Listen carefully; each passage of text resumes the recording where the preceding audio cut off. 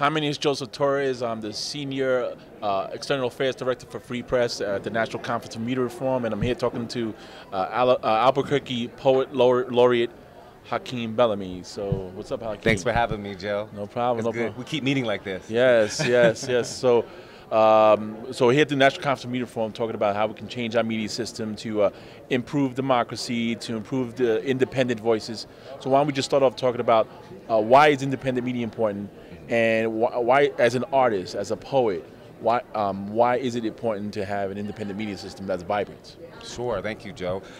It's important for a pretty simple reason, in my opinion. It's important because if you don't control the mechanisms, the mechanics of how your voice gets out, if you don't control how what you say gets out, then you don't control what you say, right? And, and as a poet who oftentimes has to go through other mediums, if I want to get published, I have to go through a publisher. If I want to get on television, and not public access, local television, but if I want to go to NBC or a CBS or a News Corp or something like that, there's a whole bunch of people making decisions that decide whether I do get there or not, and then once I get there, what I'm going to say.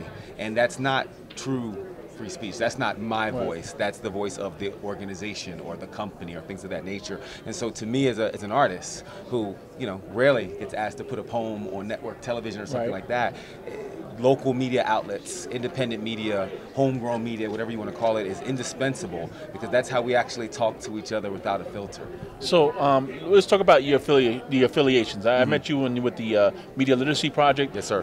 You're a poet laureate for Albuquerque, the first one, right? Yes, yes. Now tell me about your own, what is your own organization? What is the organization you have, and what do you do? Sure. Now that I'm a full-time poet, a full-time artist, with the blessing of my family, I represent my own LLC called Beyond Poetry LLC, and I feel like I still do media justice work. I still do media reform work, because I'm primarily and chiefly concerned with allowing people and giving people the tools to get their voice heard. And it starts at a very primal and basic level, like how do we talk to each other? Right. And that's kind of where I specialize. But then from there we build, and as people get more confident in what they have to say and how they're saying it, they're able to explore things like, hey, I could do radio. Hey, I could do television. And that's all my background.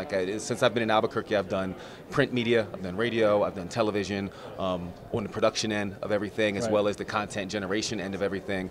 I'm still a newsie, and I think through my poetry, I just kind of tell those news stories in a different way.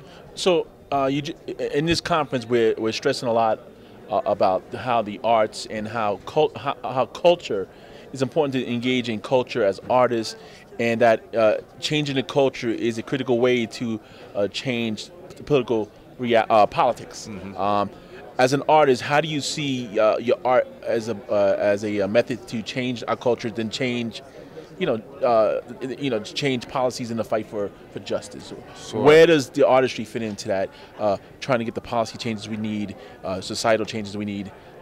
Tell me, what is your thoughts about that? It's funny, because I know when I have these conversations, we kind of like wax as poets and artists. We wax about this idea a lot, like what comes first. It's like a chicken and egg scenario. That's right. Does the change come first, and then we start writing songs about it and writing plays and writing poems about it, or does the music and the poetry and the film come first, and then we kind of change around? And I think that it is circular. Like they impact each other. They kind of give each other momentum in that regard. But I always remember a story that was told to me, and I'm totally going to mess it up. I'm going to paraphrase it. Right. But the story that was told to me about Dr. King, and he was on some interview, one of millions of interviews, and they were asking him, well, Dr. King, this Civil Rights Act that you're working so hard to get passed through, yada, yada, yada, do you really think it's going to make a difference? Do you really think that people are going to be changed because of some law? Right. And, Dr. King, in his normal way, kind of thought. He's a very patient man, and took long pauses before he spoke.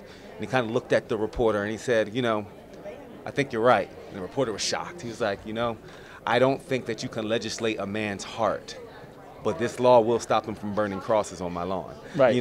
And so there's an interplay there. Sure, the Civil Rights Act allowed people to be together. Like desegregation allowed people to be together in the same space, and then they did the rest of the work through their conversations, through sharing a song, through liking the same song, through telling a story, through hearing a poem, through watching movies side by side, sitting together in the same theater instead of sitting So in the balcony. The arts have helped the way has been critical to changing culture. Absolutely. And then culture change also often leads to political change. Absolutely.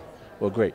Well, Hakim, thank you for being here. Thank you. Television. Thank you so much. For being National Conference of Media Forum. Please go to our website if you haven't seen him at the opening plenary for our conference. He did a tremendous poem. It was fantastic, inspirational. It was the first time I've heard him do your poetry, and it was tremendous. So visit our website, freepress.net, and check it out. And you can check it out, I believe, on Free Speech TV as well. News for all the people. Get it near you. Okay.